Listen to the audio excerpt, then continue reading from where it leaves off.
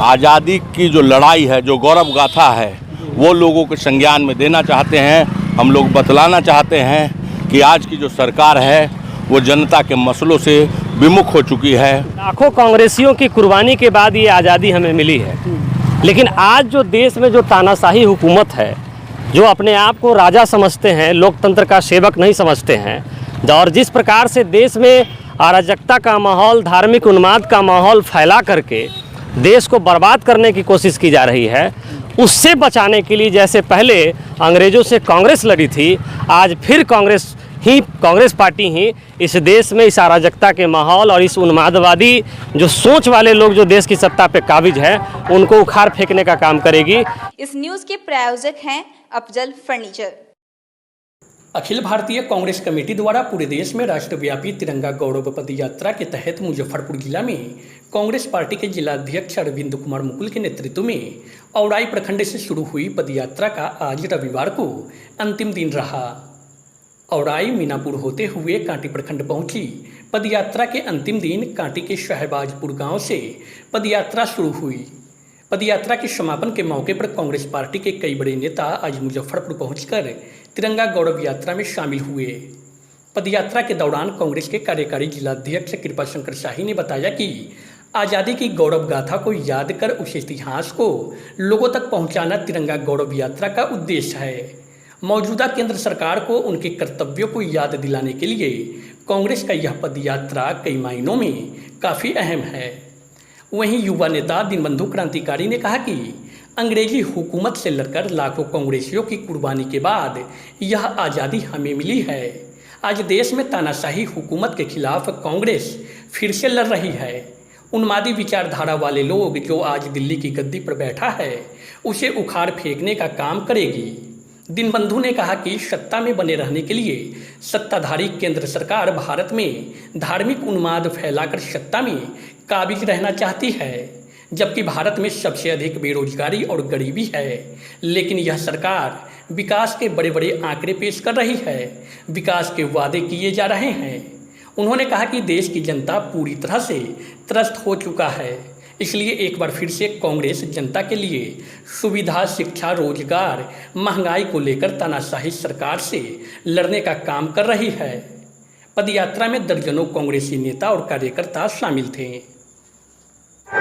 Akhil Bharatiya Congress committee के निर्देशानुसार पूरे देश राष्ट्रव्यापी जो है यह तिरंगा गौरव पद यात्रा 75 किलोमीटर सभी जिले में हो रहा है। पूरे देश में कांग्रेस पार्टी कर रही है। जिला कांग्रेस कमेटी मुजफ्फरपुर औराई प्रखंड मुख्यालय से हम लोग 9 अगस्त को अंग्रेज भारत छोड़ो का नारा जो कांग्रेस आज़ादी से पहले दी थी, वही जो है 9 अगस्त के दिन हम लोग निकले और कई प्रखंड होते हुए, कई गांव होते हुए यहाँ कल शहबाजपुर में मिडिल स्कूल में हम लोग का पड़ाव था और अभी हम प्रस्थान कर रहे हैं। आज समापन है। हमारे राष्ट्रीय महासचिव मुकुल वासनिक जी, बिहार प्रभारी भक्तचरण दास जी, अखिलेश प्रसाद सिंह जी, राज्यसभा सांसद कन्हैया कुमार जी, डॉक्टर मदन मोहन झा जी, तमाम लोग आ रहे हैं। समापन में नमन स्थल शहीद खुदीराम बोस, प्रफुल्ल चाकी जी के प्रतिमा पर मालार्पण करेंगे और वहीं सभा को संबोधित करेंगे। क्रांति दिवस की याद में आज 75वीं वर्षगांठ पर तमाम जिलों में तिरंगा गौरव पदयात्रा चल रही है। उसी के क्रम में आज समापन है और आज समापन के दिन आलाकमान की तरफ से सारे वरिष्ठ कांग्रेसी नेता यहाँ आ रहे हैं और हम लोग एक बड़ी जनसभा को वहाँ पे संबोधित करेंगे। हमारे अखिल भारतीय कांग्रेस कमेटी के महासचिव श्री मुकुल वासनिक जी और तमाम बिहार के बड़े नेता। आने वाले दिनों में क्या प्रभाव पड़ेगा? आज़ादी की जो लड़ाई है, जो गौरव गाथा है, वो लोगों के संज्ञान में देना चाहते हैं। हम लोग बतलाना चाहते हैं कि आज की जो सरकार है वो जनता के मसलों से विमुख हो चुकी है और उनको याद दिलाना चाहते हैं उनका सच्चा कर्तव्य क्या है, कितने बलिदानों के बाद यह आज़ादी हमें मिली है और उसके लिए हमें प्रयासरत रहना होगा कि सतत विकास की ओर आगे बढ़ सके। देखिए, जब अंग्रेज़ों का आतंक पूरे भारत में फैला और जिस तरह से भारत के लोगों को प्रताड़ित करते थे, शोषण करते थे, तब कांग्रेस पार्टी आगे आकर के देश में एक नई क्रांति लाई और आज़ादी के लिए लोगों को जागरूक किया, और तब जाकर के जो है समझिए कि लाखों कांग्रेसियों की कुर्बानी के बाद ये आज़ादी हमें मिली है।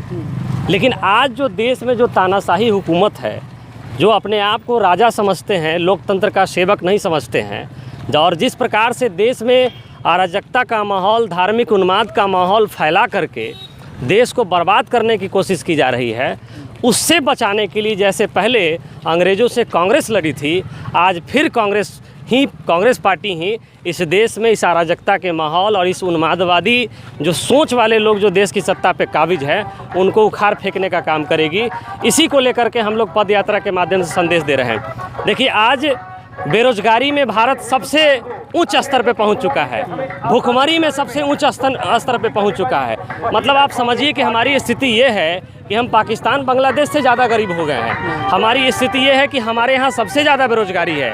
हमारी स्थिति ये है कि हमारे यहाँ सबसे ज़्यादा धार्मिक उन्माद फैलाए जाते हैं, और उसके बावजूद भी बार बार जो है विकास का बड़ा बड़ा दावा, बड़ा बड़ा जो है आंकड़ा बताया जाता है। और सबसे बड़ा दुर्भाग्य ये है कि प्रधानमंत्री जी को इस बात की कोई सुध ही नहीं है कि देश में क्या होना चाहिए, कैसे चलना चाहिए, नहीं चलना चाहिए। इस पद यात्रा के बाद कुछ बदलाव आने के देखिए, निश्चित रूप से बदलाव आएगा।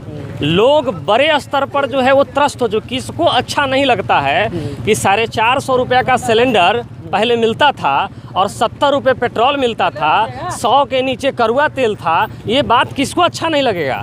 किसको अच्छा नहीं लगेगा कि अच्छी नौकरी मिल रही थी, अच्छा रोजगार था, अच्छा जीवन यापन कर रहे थे।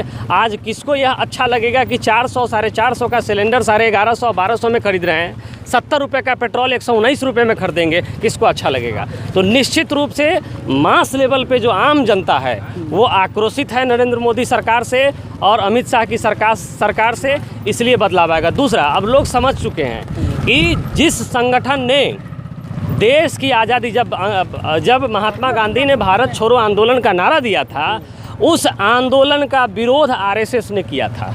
उस आंदोलन का विरोध आरएसएस ने किया था।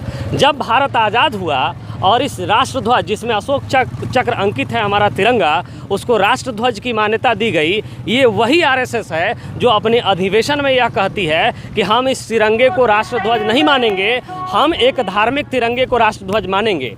ये वही समझिए कि जो है संगठन है, जो संगठन वर्षों तक अपने नागपुर कार्यालय पे झंडा नहीं फहराया, तिरंगा राष्ट्रध्वज नहीं फहराया, वो आज हर घर तिरंगे की बात कर रहे हैं। वो आज हर घर तिरंगे की बात कर रहे हैं, आज़ादी की बात कर रहे हैं। ये तो आप समझिए कि दुर्भाग्य है ना इस देश का।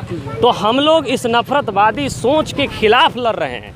कांग्रेस इस नफरतवादी सोच के खिलाफ लड़ रही है, कांग्रेस आम लोगों की लड़ाई लड़ रही है। तो निश्चित रूप से 2024 में आदरणीय राहुल गांधी जी प्रधानमंत्री बनेंगे और देश में पुनः कांग्रेस की सरकार आएगी, आम जनता की सरकार आएगी।